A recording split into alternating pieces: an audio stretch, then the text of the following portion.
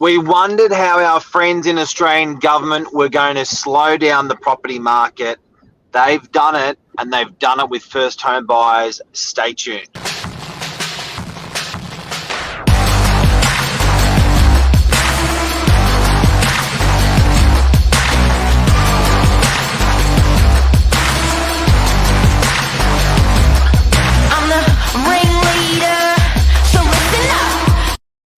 Good morning, everyone. Welcome to Morning Minutes. Myself, Michael Bergio, Mark Novak, episode 521.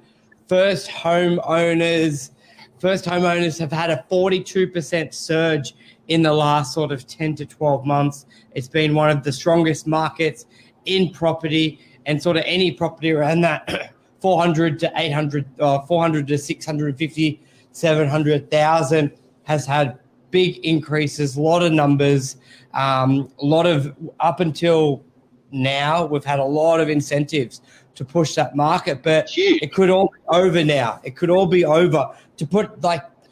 There was 41,000 buyers in the last sort of 10 months apply for concessions or grants to do with the first home owners. So it's a huge market of potential buyers, but it could be all ended. Could this be the end of first home buyers for the not too distant future? Well, you know what? We always talked about interest rates going up, and they've always used interest rates going up to regulate or slow down the property market. So we've always thought, okay, rates going to go up, but very, very cleverly and without much media, without much knowledge to anyone, on the 31st of July, it was taken off the table. First home buyers were removed from having the ability to get zero stamp duty when they buy their property. So if a first home buyer bought something up to 800,000, they didn't have to pay any stamp duty. So now they have to pay full stamp duty to the government. The government made almost $10 billion this year in stamp duty, and that's just about to skyrocket, because all the first home buyers are going to have to pay stamp duty now up to $800K. Well, yeah, and at $800K, it's about $31,000. So it's a huge amount for potential buyers to pay for that. So that's really going to affect them. You're right. So everyone was looking, we spoke on the show previously, going with 50, 60% growth, we probably do need the market to slow down. But how are they going to do it? Because rates are low, and to push rates up with still being under lockdown, and that probably won't work. And then even to pull back financing, I think they're at a pretty comfortable level where it's not as easy as it was pre-2019, but it's not as hard as it was either. I think there's a pretty good balance, but in some aspects it is harder. So they couldn't do much with financing there. But it's almost like if you think of it, I don't know, like this end, the base, first home buyers are the foundation of the market and the entry level, and sort of builds up. So they're basically, what's that, Django? Is that game where you pull blocks out? Jenga. So they're basically taking first home buyers out of the market.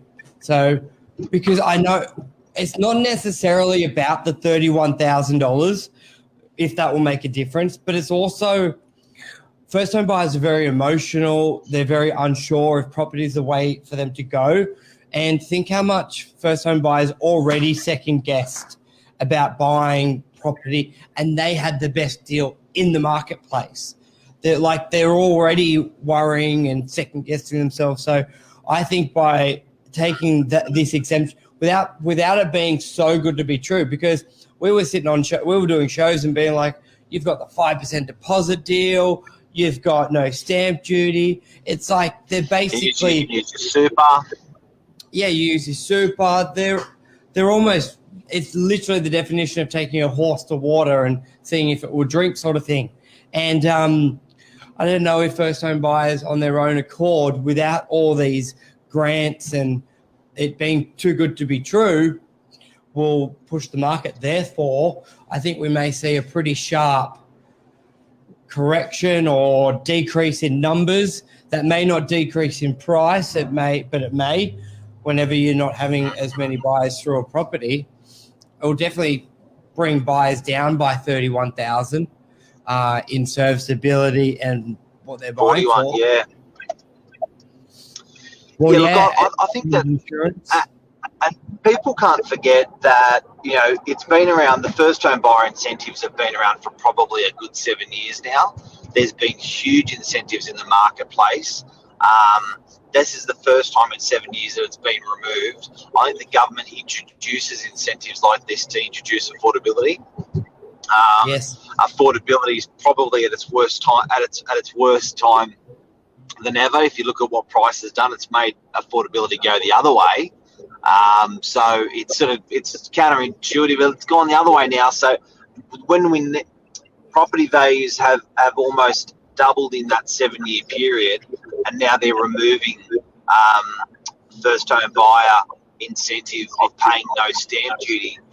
I don't know, man. That's pretty tough for affordability for a first home buyer. Now, what people can't forget is when they think, who cares about first home buyer, if you stimulate that 500, 600, 700,000 price range and a first home buyer buys the property, guess what? That person who sells the property moves up the rung to the next price range. Then guess what? The person who sells that property moves up through the rungs through the next price range. So it actually starts organically kicking up through all the different price ranges. So even though first home, the incentives were between 6 to 800K, 500K, whatever they were, when you buy in that price range, it naturally started to help townhouses, then started to help houses because it kicked up through the price ranges. That's gone. Yeah, and I've just put the link into the article there as well. But then again, like, they're still keeping the $10,000 grant for new property. There's always this argument with affordability. Under 600 grand. Yeah, there's always this argument of affordability, but people look at the most desirable suburbs in Sydney, in New South Wales, and say, well, they're not affordable. And you sort of think to yourself, is living on the water supposed to be affordable?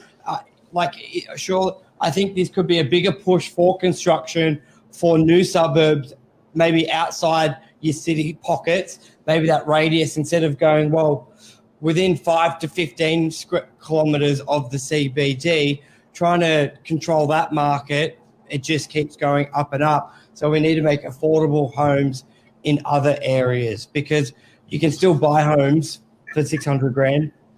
Just you've got to go 15 kilometres out. So just to explain that, Burge, what's available? So you can, what grants are available now for first buyer? They've now removed the free stamp duty as of the 31st of July. If you just tuned in, as of the 31st of July, they just removed this zero stamp duty for a first home buyer up to 800 grand. That is gone. It's been around a long time. It is gone. What's still on the table for people to snap up? There's the 10 grand.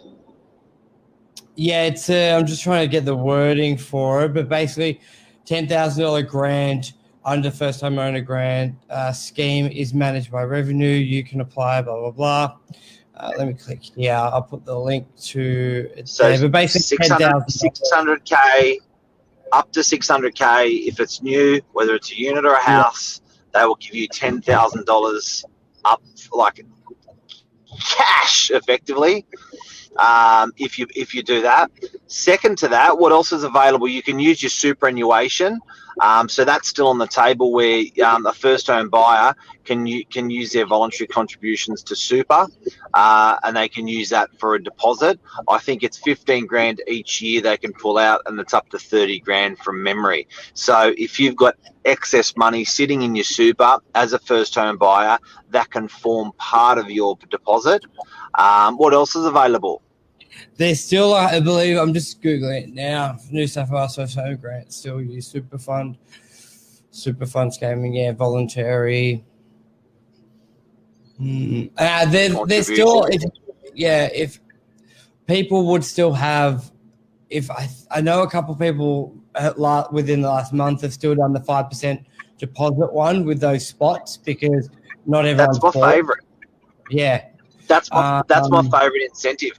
My favourite incentive for first home buyers that I hear about the least in the marketplace is the ability to only use 5% deposit and not have to pay mortgage insurance. Not a lot of people know what mortgage insurance is, but some of these first home buyers could have paid 10, 20, 25,000 on mortgage insurance because they didn't have a full deposit. Yeah. Yeah, the deposit loan scheme, 5% deposit, there it is. Yeah, I can't see anything saying that's ended or full, but yeah. But I think that's a wrap. I think that's the main point. Be mindful of the stamp duty exemption that ended 31st of July. But we'll see what the government does. Generally, when they take something away, they add something. So it'd be interesting. They may just take it away to see what the market does in a couple months. And then they may introduce something else as well. So that will be interesting. Yeah, I think it's going to be. I think I do know that you may find you're going to get your discount anyway. Sometimes people were paying an artificial high because of these grants. So you may find that now that the grants are not there anymore, it's going to go back to it's going to normalise. Why? Because you've got less competition because people have to now pay stamp duty. So don't feel bad about having to pay 30 grand stamp duty because you may well be, your property's not going to escalate as much in that price range potentially, as much as 35 grand, if that makes sense. Well, I think now, as much as people are going to hate it now because it's gone, but I think within the first couple months will be the best time to buy because a lot of people mentally won't buy it because they're like, I could have got 31. They will kick themselves basically because if they bought last month, they would have saved 31 grand. So there will be this sweet spot where buyers are out of the market, where you'll have less first home buyer competition.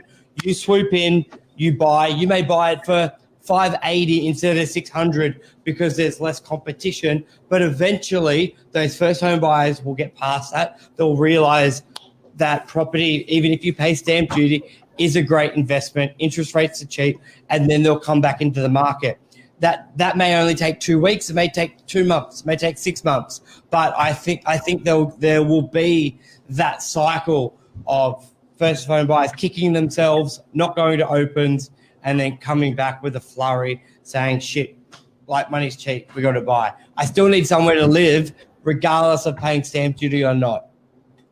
Yep. Have a great day, everyone. I think that's it. Thank you.